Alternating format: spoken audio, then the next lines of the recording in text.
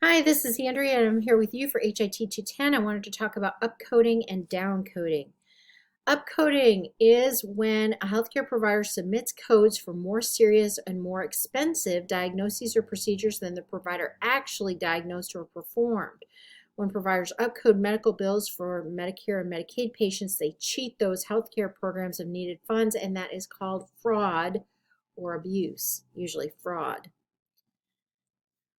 What are some upcoding examples that have been in the news fairly recently? Well, there's a Tennessee home health provider that paid $25 million to the government and the state of Tennessee to settle allegations that it upcoded home health billings for Medicare and Medicaid patients. According to the complaint filed by the U.S. government, this company exaggerated the severity of its patients' conditions in order to both increase billings and to bill for medically unnecessary services. Another example, we have a medical device manufacturer who had to return $5.25 million to the federal government to settle upcoding allegations. The company's device could be implanted through two procedures. One was more invasive and more expensive than the other. When it promoted its device, this manufacturer advised providers to bill for the more expensive procedure, causing federal healthcare programs to pay more than needed. So instead of it being based, instead of the implantation being based on what was best for the patient, they had them do what was more expensive.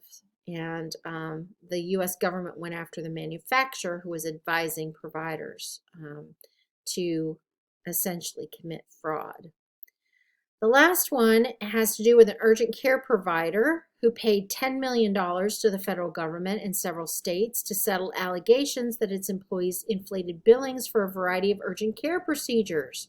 The complaint alleged that they performed unnecessary medical procedures such as redundant allergy testing.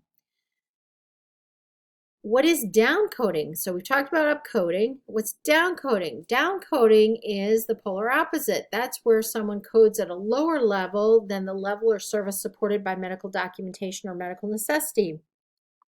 Downcoding is also known as undercoding and usually results from insufficient documentation. Insufficient documentation. It can also result from someone who is scared or doesn't have the tools that they need to be able to accurately bill or code based on the documentation. So obviously, upcoding is bad because it gets you more money, but undercoding is bad because it throws off all of your statistics, and it also brings in less money, and it raises red flags from a compliance perspective.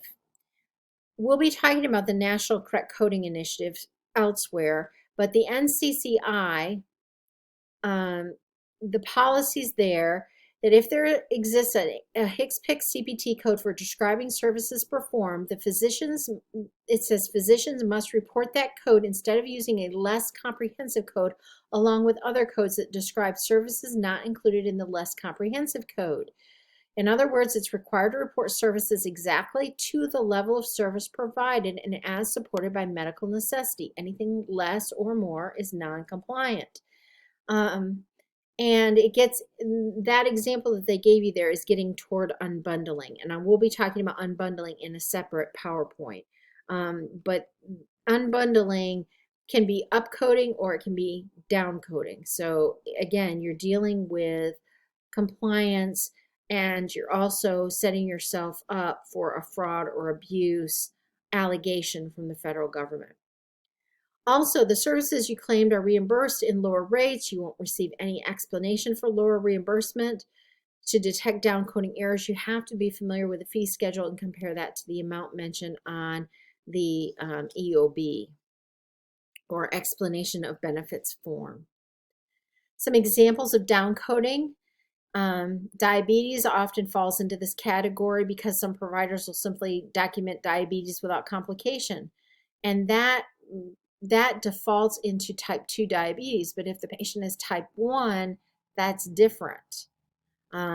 you're supposed to have the diagnosis be as specific as possible. And so if you have a provider that's documenting diabetes without complication, they need education. If a unilateral partial mastectomy with axillary lymphadenectomy is performed, the proper CPT code would be 19302 rather than 19301 plus an additional code of 38745. That's technically unbundling, and we'll talk about that later, but that's also downcoding. So what are some tips to prevent downcoding? Make sure that you do insurance verification and that you are aware of the codes that the insurance company accepts and whether or not you are coding the claims correctly and providing all the supporting documentation. Again, documentation, documentation, documentation. You need to improve it and work with your providers to improve it. Downcoding typically occurs from not providing sufficient details of the services performed or of the diagnosis itself, details with that. Office visit notes alone are often not sufficient to clearly define the complexity of a patient's medical history and the physician's medical decision making. Office visits are often downcoding errors. So it says here you need to consider all the evidence while coding for established patient visits, including the patient's past family and social histories, lab test results, x-ray reports, or other diagnostic services relevant to the service, and any orders for these services, referrals, and consultation reports. This information should be submitted along with a claim to substantiate the service level. And then, of course, auditing. By conducting coding audits for downcoding and upcoding, you can identify what's going on, identify educational opportunities. It's important to share the audit findings with both providers and coders, incorporate the auditor's recommendations, and give subsequent education to both providers and coders in the practice. And that prevents submission of claims with downcoding errors. And also, I like this last one, don't trust your billing or coding software blindly. Don't trust that the codes that are pushed to you by your medical billing software or your encoder are correct. You need to make sure that they are. And the biggest way is to make sure that the practice utilizes experienced and certified coders.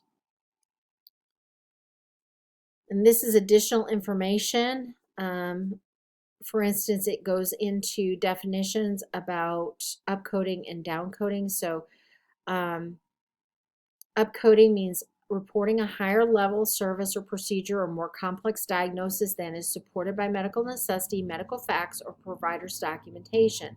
For example, reporting a diagnosis of chronic bronchitis if the patient has acute bronchitis qualifies as upcoding, as would billing a level 5 E&M code for a minor patient problem, or coding for an excision of a 2.5 centimeter skin lesion when the lesion actually measured 1 centimeter.